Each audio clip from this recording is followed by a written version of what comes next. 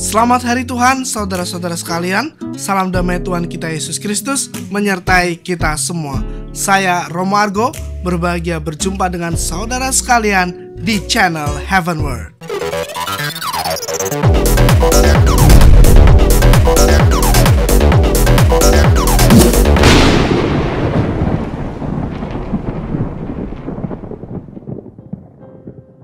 Dalam video kali ini kita akan berbicara mengenai pertobatan yang merupakan sebuah pesan Advent yang diserukan oleh Yohanes Pembaptis untuk menyambut Sang Juru Selamat Tuhan kita Yesus Kristus. Seruan pertobatan ini senantiasa digemakan pula oleh gereja hingga kedatangan Tuhan yang kedua. Seringkali kita mencukupkan pertobatan hanya dengan berhenti dari perbuatan-perbuatan dosa.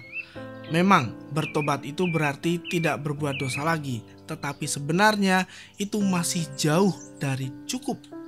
Malah mungkin ada bahaya terjebak dalam jerat iblis yang baru dan yang lebih jahat, yaitu merasa diri suci dan kudus karena dia tidak lagi berbuat dosa, merasa diri lebih baik dari saudaranya yang lain, dan mulai memandang rendah saudara yang lain yang masih berjuang untuk bangkit dari dosa-dosanya.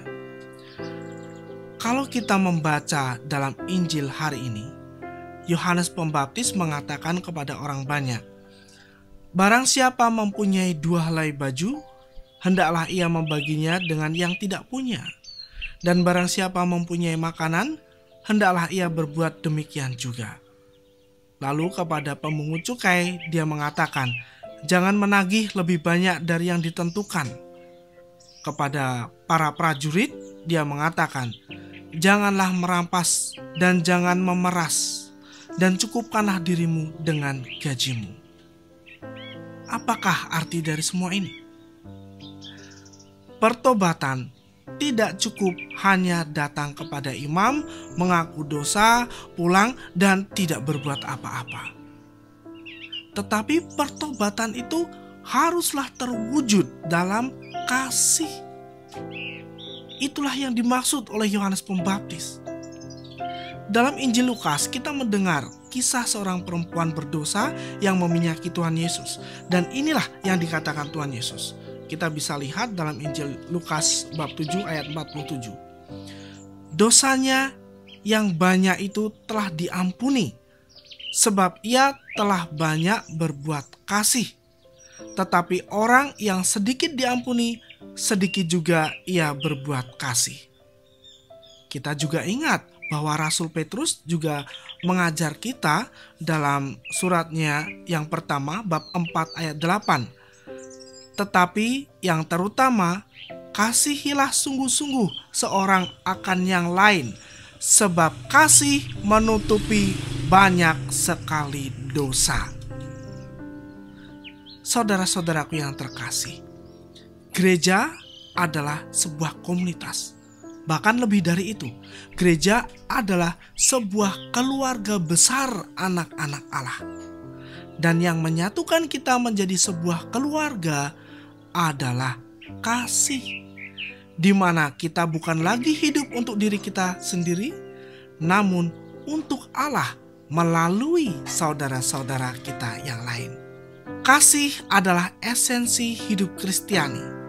Kasih membuat kehadiran Allah sungguh nyata, seperti yang disampaikan Yohanes dalam suratnya yang pertama bab 4 ayat 12.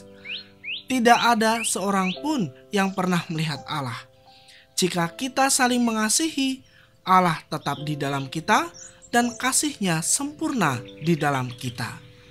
Dengan kasih, orang yang miskin mengalami pertolongan Tuhan yang sungguh dia rasakan melalui siapa?